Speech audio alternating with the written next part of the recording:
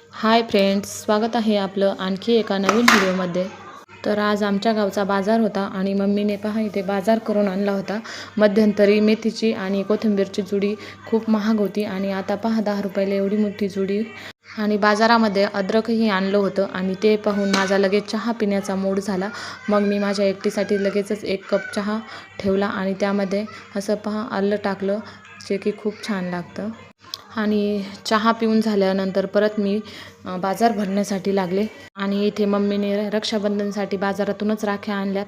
आजकाल शक्यतो जास्त महिला शॉपवरूनच घेतात, पण पहिल्या बायका बाजारातून आणायच्या. आणि इथे पहा बाजारच्या दिवशी आमचा पहिला असतो तो म्हणजे खाऊ. इथे मुलांसाठी मिठातील शेव आणि आमच्यासाठी तिखट शेव आणि गोडी शेव पहा आणलेली आहे. पहिलीच अजून डब्यात शिल्लक होती, तोपर्यंतच दुसरा बाजार आला. आणि बाजार भरून झाल्यानंतर मी लगेचच संध्याकाळच्या स्वयंपाकाला लागले. आणि बाजारच्या दिवशी आमची फिक्सच भाजी असते, ती म्हणजे मटकीची भाजी.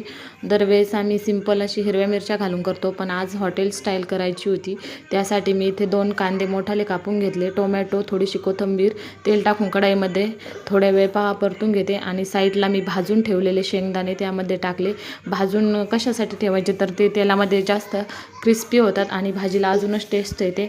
आणि इकडे तोपर्यंत मी मिक्सरच्या भांड्यामध्ये 1 लसूण आणि थोडीशी कोथिंबीर याची पेस्ट करून घेतली. आणि हे सगळं परतून झाल्यानंतर एका ताटामध्ये काढलं आणि तीच कढई परत ठेवून त्याच्यामध्ये तेल आणि काढलेली पेस्ट, जिरे, मोहरी आणि वरतून थोडीशी परत कोथिंबीर, कारण की आज बाजार होता आणि कोथिंबीर जास्तच होती.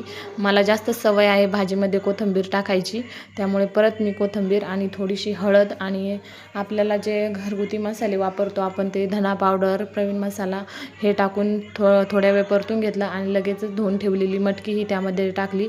मटकी थोडीशी फ्राय झाल्यानंतर आपण जी ग्रेव्ही बनवून ठेवली होती टोमॅटो आणि कांद्याची, तीही त्याच्यामध्ये टाकून घेतली. आणि थोड्या वेळ मसाला चांगला तेल सुटेपर्यंत परतून घेतला 2-3 मिनिट. आणि कधीही भाजीचा मसाला परतत असताना गॅस नेहमी कमी ठेवायचा, म्हणजे मसाला छान परतून होतो. आणि ग्रेव्हीची भाजी थोडीशी घट्टसरच छान लागते, त्यामुळे इथे थोडंसं पाणी मी त्याच्यामध्ये टाकून घेतलं आहे आणि 4-5 मिनटे त्याला शिजू दिलं आहे. तर इथे पहा आपली भाजी ही बनवून रेडी झालेली आहे. आणि एका साईडला भाजी ठेवून लगेचच मी पोळ्या करायला लागले. आणि ही शेवटची पोळी भाजल्यानंतर इथे पप्पाला मिरच्याही तळून खायच्या होत्या. तर बाजारातून ज्या लांब लांब मिरच्या आणलेल्या आहेत त्या थोड्या कमी तिखट होत्या, त्यामुळे त्यामध्ये थोड्याशा गावरान मिरच्याही टाकल्या. आणि त्याही पहा मस्त तव्यावर मिरचीमध्ये तेल टाकून थोड्या वेळ परतून घेतल्या. तर असा होता आजचा व्हिडिओ. आवडल्यास लाईक करा, चॅनलला सबस्क्राईब करा. बाय.